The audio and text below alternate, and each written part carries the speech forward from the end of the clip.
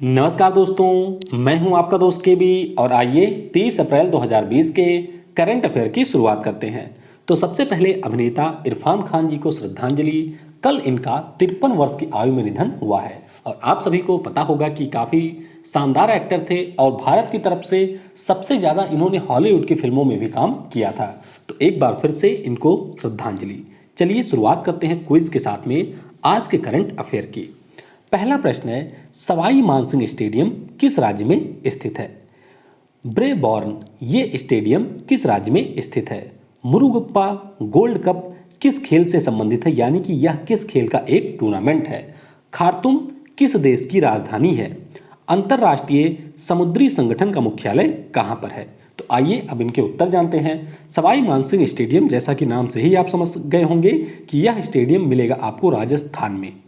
Brabourne stadium की बात करते हैं तो ये आपको मिलेगा महाराष्ट्र के मुंबई में। और मुंबई में एक और भी बहुत ही ज़्यादा फेमस स्टेडियम है जिसका नाम है वानखेड़े। तो वानखेड़े स्टेडियम और ब्रेबॉर्न स्टेडियम ये दोनों महाराष्ट्र के मुंबई में है। मुरुगप्पा गोल्ड कप की बात करते हैं तो यह एक बैडमिंटन का टूर्नामेंट है। किसका? बैडमिंटन का यह टूर्नामेंट है। खार्तूम की बात करते हैं तो खार्तूम राजधानी है सूडान देश की। किस देश की? सूडान देश की ये राजधानी है। और साउथ सूडान भी एक देश है जिसकी राजधानी आपको मिलेगी जूबा में। कहाँ पर? जूबा में। तो दोनों आपको ध्यान रखना है। सूडान की राजधानी आपको मिलेगी खार्तूम में और साउथ सूडान की राजधानी आपको मिलेगी जूबा में। और ये दोनों अफ्रीका महाद्वीप के देश हैं। अंतर्राष्ट्रीय समुद्री संगठन का मुख्यालय आपको इंग्लैंड की राजधानी लंदन में मिलेगा। कहाँ पर? इंग्लैंड की राजधानी लंदन में। और लंदन में आपको एमनेस्टी इंटरनेशनल का भी मुख्यालय मिलेगा और कॉमनवेल्थ ऑफ नेशंस का भी मुख्यालय मिलेगा। कॉमनवेल्थ ऑफ नेशंस की बात हुई है तो आपको यह ध्यान रखना है कि इसका 54वां मेंबर बना है कौन सा देश? मालदीव। मालदीव ने पहले छोड़ दिया था तो अब एक बार फिर से ये इसका मेंबर बन गया है। अर्थशॉर्ट पुरस्कार की घोषणा किसके द्वारा की गई? अर्थशॉर्ट पुरस्कार की घोषणा किसके द्वारा की गई है? अंतर्राष्ट्रीय मोटर निर्माता संघ के नए अध्यक्ष कौन बने हैं? MACS 4028 किसकी एक नई प्रजाति है? विश्व हीमोफीलिया दिवस का विषय क्या था? तो यह दिवस 17 अप्रैल को मनाया जाता है। इस बार इसका विषय क्या था? और WWF इंडिया के नए ब्रांड एम्बेसडर कौन बने हैं? तो आइए इनके उत्तर जानते हैं। अर्थशॉर्ट पुरस्कार की बात करें तो इसकी शुरुआत प्रिंस विलियम के द्वारा की गई है। किसके द्वारा? प्रिंस विलियम के द्वारा इसकी शुरुआत की गई है। और जिन्होंने शाही परिवार छोड़ा था, नाम उनका मैं भूल रहा हूं, उनके द्वारा एक नई एनजीओ की शुरुआत की गई है जिसका नाम है आर्कवेल। क्या नाम है? आर्कवेल इनके एनजीओ का नाम है। किसने शुरू किया है? जिन्होंने शाही परिवार छोड़ा था, उनका नाम आपको नीचे कमेंट सेक्शन में लिखना है। अंतर्राष्ट्रीय मोटर निर्माता संघ के नए अध्यक्ष बन गए हैं राकेश शर्मा। और राकेश शर्मा की अगर हम लोग बात करते हैं तो ये पहले इसके उपाध्यक्ष थे और वर्तमान में ये बजाज ऑटो के कार्यकारी निदेशक भी हैं। MACS 4028 तो यह एक नई प्रजाति है गेहूं की। किसकी? व्हीट की यह एक नई प्रजाति है। और इसका विकास किसने किया, यानी कि किसने इसको बनाया है? तो इसे बनाया है अगरकर रिसर्च इंस्टीट्यूट ने, यानी कि अगरकर अनुसंधान संस्थान के द्वारा ये बनाया गया है। और अगरकर अनुसंधान संस्थान ये आपको मिलेगा पुणे में। और अभी इसी संस्थान के द्वारा एक बग स्नीफर भी बनाया गया है। तो इसलिए अगरकर अनुसंधान संस्थान रहा था न्यूज़ में। और एक नई प्रजाति और खोजी गई है जो कि है मधुवन। और ये किसकी है? ये है गाजर की एक प्रजाति। विश्व हीमोफीलिया दिवस की बात करते हैं तो इसका विषय क्या है? इसका विषय है गेट प्लस इन्वॉल्व। क्या है? गेट प्लस इन्वॉल्व इस वर्ष के विश्व हीमोफीलिया दिवस का विषय है।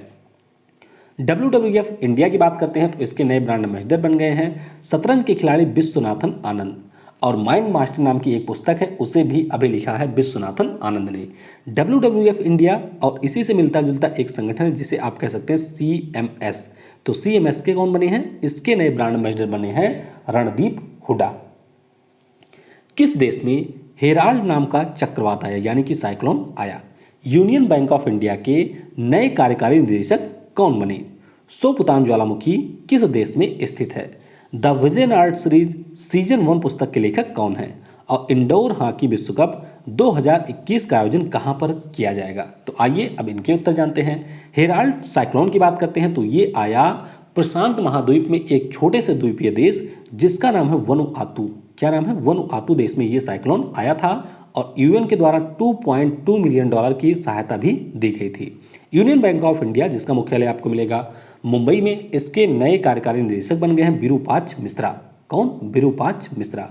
सोबुतान ज्वालामुखी की बात करते हैं तो ये आपको मिलेगा इंडोनेशिया में। इंडोनेशिया में बहुत सारे ज्वालामुखी पाए जाते हैं, जैसे कि एक तो हो गया कराकातुआ, एक है अनक कराकातुआ जिसमें अभी विस्फोट हुआ है, उसके बाद में है माउंट केरेंसी।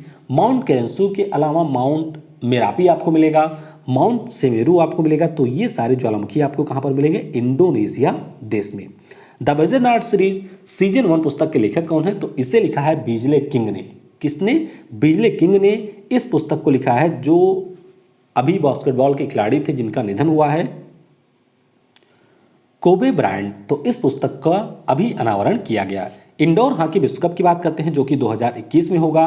तो पुरुषों और महिलाओं दोनों के लिए इस विश्व कप का आयोजन किया जाएगा बेल्जियम में। कहां पर? बेल्जियम देश में इसका आयोजन किया जाएगा।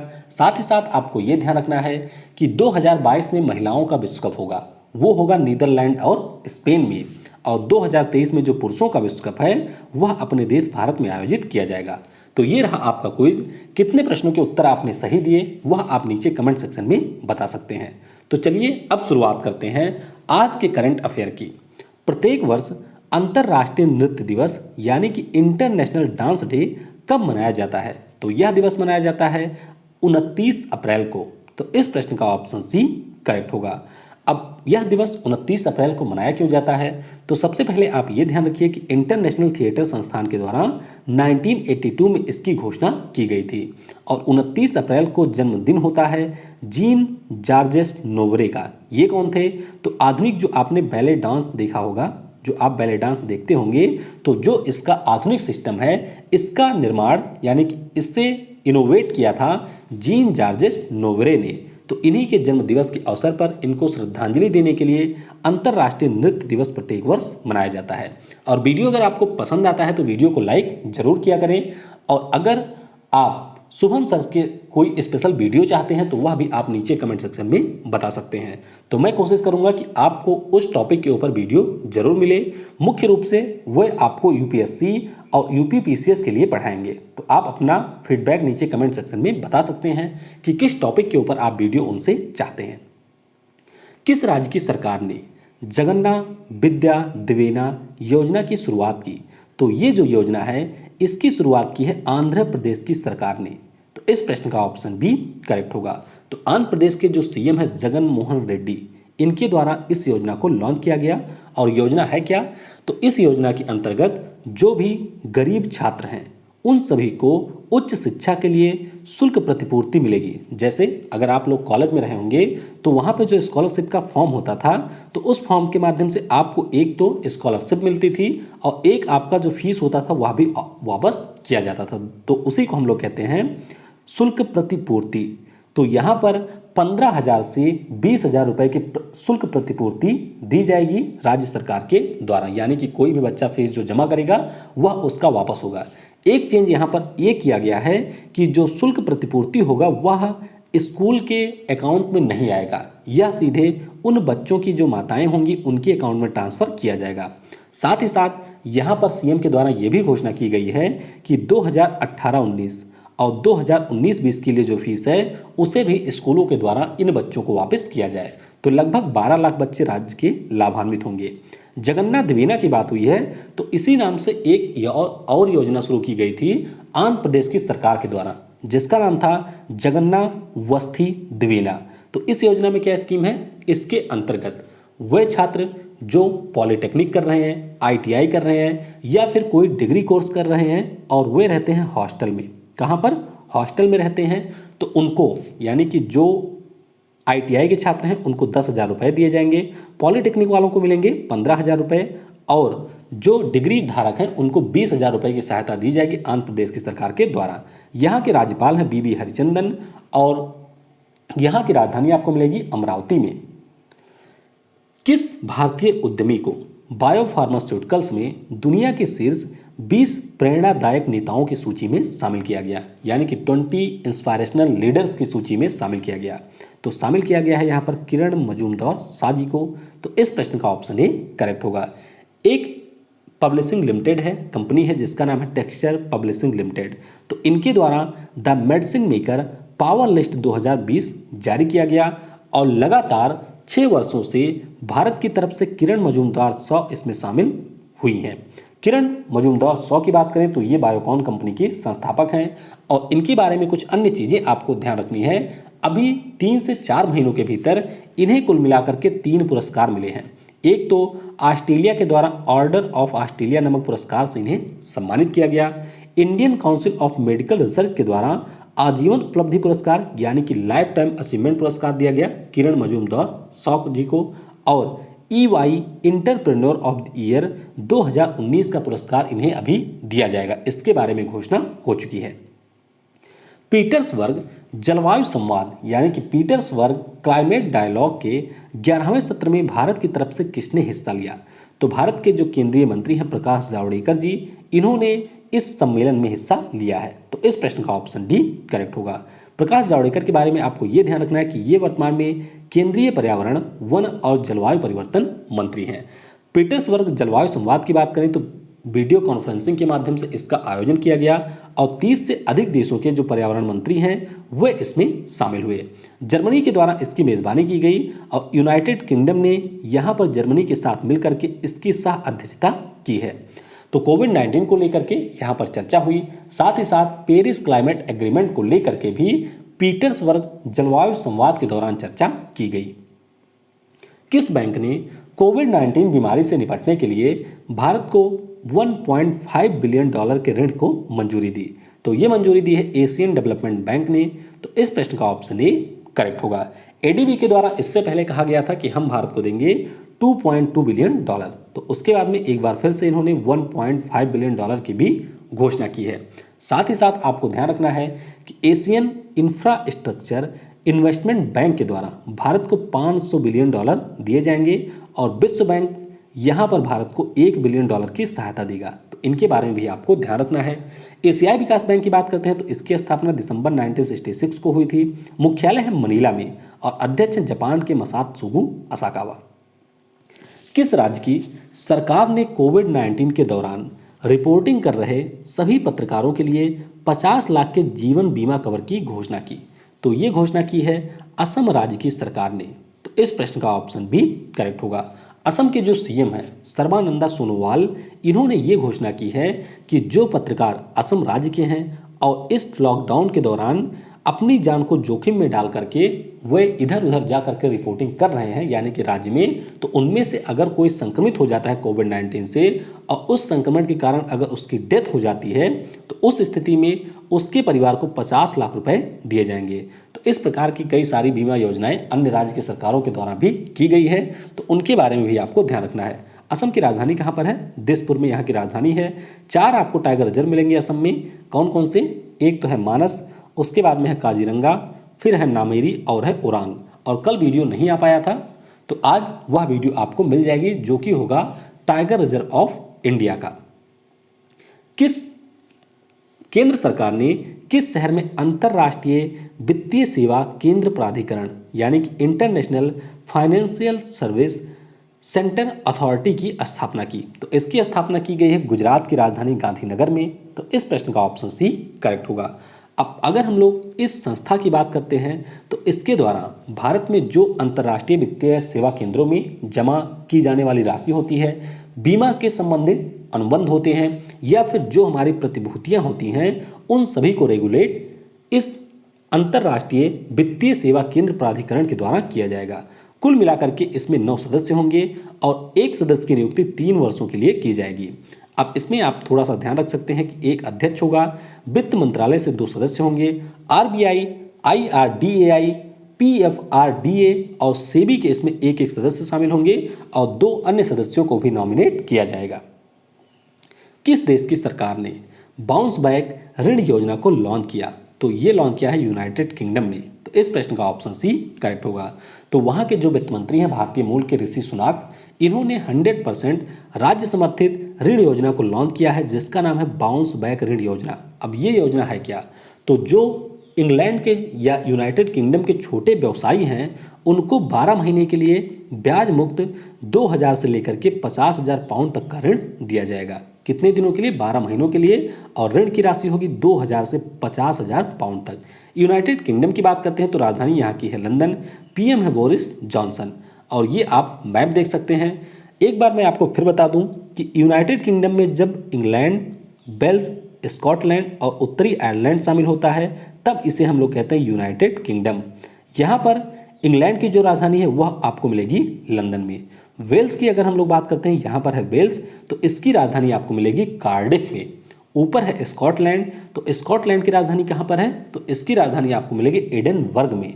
वहीं पर नीचे आपको मिलेगा नॉर्थ आयरलैंड यानी कि उत्तरी आयरलैंड, इसकी राजधानी आपको मिलेगी बेलफास्ट में।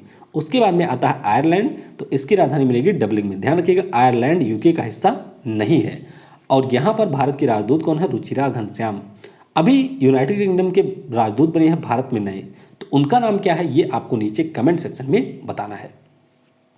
आरबीआई ने किस बैंक के कार्यवाहक अध्यक्ष माधवन मेनन के कार्यकाल को 21 जुलाई 2020 तक बढ़ा दिया? तो यहाँ पर कार्यकाल इन्होंने बढ़ाया है सीएसबी बैंक के अध्यक्ष का, जिनका नाम है माधवन मेनन। तो इन्हें पार्ट टाइम अध्यक्ष के रूप में 21 जुलाई 2020 तक के लिए नियुक्त किया गया है। सीएसबी, जिसका पूरा नाम है कैथोलिक सीरियन बैंक, यह एक निजी क्षेत्र का बैंक है। मुख्यालय इसका है केरल के त्रिशूर में। एमडी और सीईओ है राजेंद्र चिन्ना वीरप्पन। किस राज्य की सरकार ने अस्पतालों में आयुर्रक्षा क्लिनिक की शुरुआत की? तो इसकी शुरुआत की है किसने? केरल ने। तो इस प्रश्न का ऑप्शन डी करेक्ट होगा। तो कोविड-19 से बचाव के लिए क्षेत्रीय स्तर पर आयुर्वेद आधारित आयुर्रक्षा क्लिनिक की शुरुआत की गई है, यानी कि अब केरल राज्य की सरकार के द्वारा आयुर्वेद का हेल्प लिया जाएगा कोविड-19 से बचाव के लिए। इससे पहले आपको याद होगा कि गोवा ने एलोपैथी के साथ में आयुर्वेद का प्रयोग किया था और गोवा कोविड-19 से मुक्त होने वाला भारत का है पहला राज्य। केरल की बात करें तो यहाँ पर अभी तिरंगा नाम की स्कीम भी शुरू की गई है, जिसके अंतर्गत वाहन के माध्यम से लोगों की स्क्रीनिंग की जाएगी। राजधानी है तिरुवनंतपुरम में। यहाँ के राज्यपाल हैं आरिफ मोहम्मद खान और पिनरई विजयन यहाँ के सीएम हैं। अभी केरल में 2 नए रोबोटों का प्रयोग किया जा रहा है लोगों को, यानी कि जो कोविड-19 के पेशेंट हैं उनको खाना देने के लिए। तो उन 2 रोबोट का नाम क्या है ये आपको नीचे कमेंट सेक्शन में बताना है। नैनो एवं मृदु पदार्थ विज्ञान संस्थान, बात हो रही है centre for nano and soft matter sciences की। तो यह किस शहर में स्थित है? तो ये आपको मिलेगा बेंगलुरु में। तो इस प्रश्न का ऑप्शन बी करेक्ट होगा। अब यह संस्थान चर्चा में क्यों है? क्योंकि इनके द्वारा एक विद्युत आवेश संचालित ट्राइबो मास्क का निर्माण किया गया। मास्क का नाम आपको ध्यान रखना है, मास्क का नाम है ट्राइबो मास्क। तो इसे बनाया है नैनो एवं मृदु पदार्थ विज्ञान केंद्र, जो कि है बेंगलुरु में।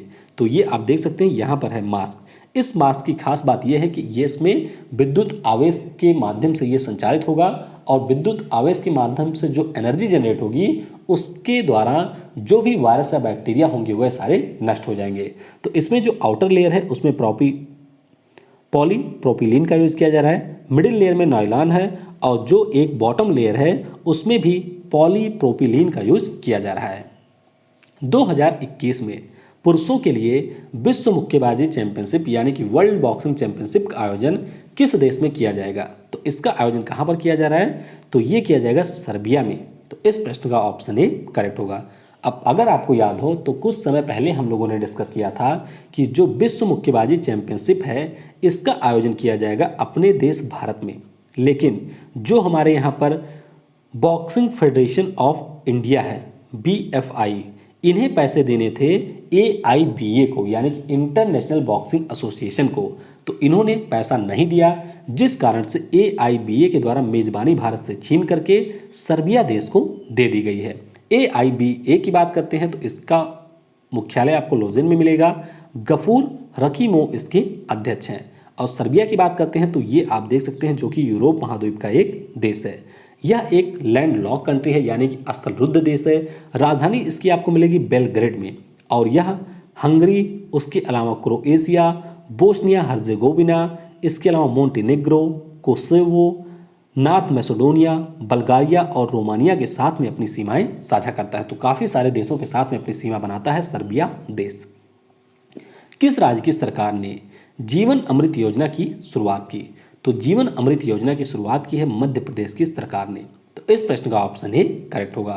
अब आपको ये पता होगा कि कोविड-19 या किसी भी वायरस से आपकी रक्षा जो है वह आपका इम्यूनिटी सिस्टम यानी कि प्रतिरक्षा प्रणाली करता है। तो इसीलिए मध्य प्रदेश की सरकार ने ये लक्ष्य रखा है कि जो भी हमारे राज्य के नागरिक हैं उनके इम्यूनिटी सिस्टम को हमें मजबूत बनाना है और इसी के अंतर्गत वे अपने राज्य के नागरिकों को आयुष विभाग के द्वारा निर्मित त्रिकटु नाम का चूर्ण देंगे। तो यह एक चूर्ण है जो कि आपके इम्यूनिटी सिस्टम को और बेहतर बनाता है। इसीलिए मध्य प्रदेश राज्य की सरकार के द्वारा इसकी शुरुआत की गई है।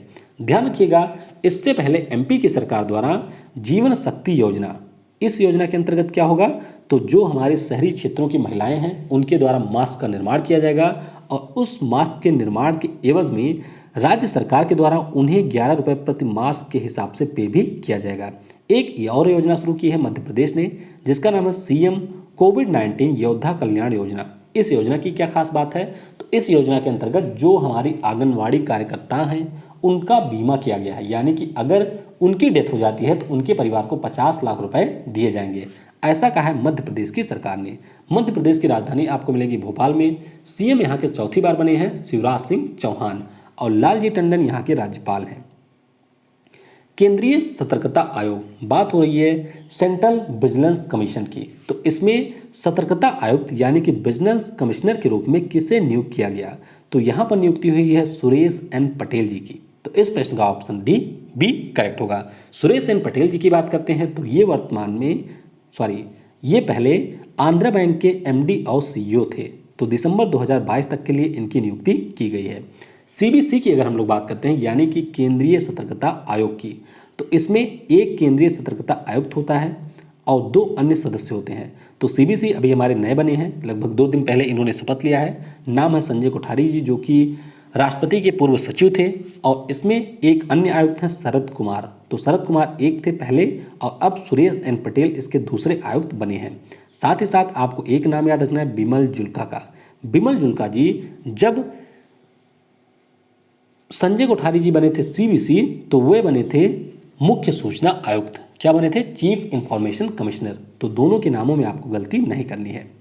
किस देश ने कोरोना वायरस ट्रैकिंग के लिए कोविड सेफ ऐप लॉन्च किया, तो कोविड सेफ ऐप जो है इसे लॉन्च किया है ऑस्ट्रेलिया की सरकार ने। तो इस प्रश्न का ऑप्शन डी करेक्ट होगा। ऑस्ट्रेलिया की बात करते हैं तो इसकी राजधानी आपको मिलेगी कैनबरा में। मुद्रा यहाँ की है डॉलर और पीएम यहाँ के हैं स्कॉट मॉरिसन। तो ये आप लोकेशन देख सकते हैं, ये है ऑस्ट्रेलिया देश। किस अंतर्राष्ट्रीय संगठन द्वारा जारी मैप में अक्सई चीन, जिसे हम लोग चीन ऑक्युपाइड कश्मीर कहते हैं, इस क्षेत्र को डायरेक्टली चीन के क्षेत्र में शामिल किया गया है। यहाँ पर आप मैप में देख सकते हैं कि जो चीन के क्षेत्र का रंग है यानी कि चीन का जो रंग है वही इसका भी रंग दिखाया गया है इस मैप में। तो इसे जारी किया है विश्व स्वास्थ्य संगठन ने। तो इस प्रश्न का ऑप्शन डी करेक्ट होगा। तो आप देख सकते हैं कि किस प्रकार से विश्व स्वास्थ्य संगठन इस समय काफ़ी ज़्यादा सपोर्ट कर रहा है चीन का। इससे पहले भी यूएन की जो एजेंसियां हैं उन्होंने ये जो क्षेत्र होता था जम्मू कश्मीर का, इससे वे डिस्प्यूटेड टेरिटरी के रूप में दिखाती थी यानी कि विवादित क्षेत्र के रूप में दिखाती थी।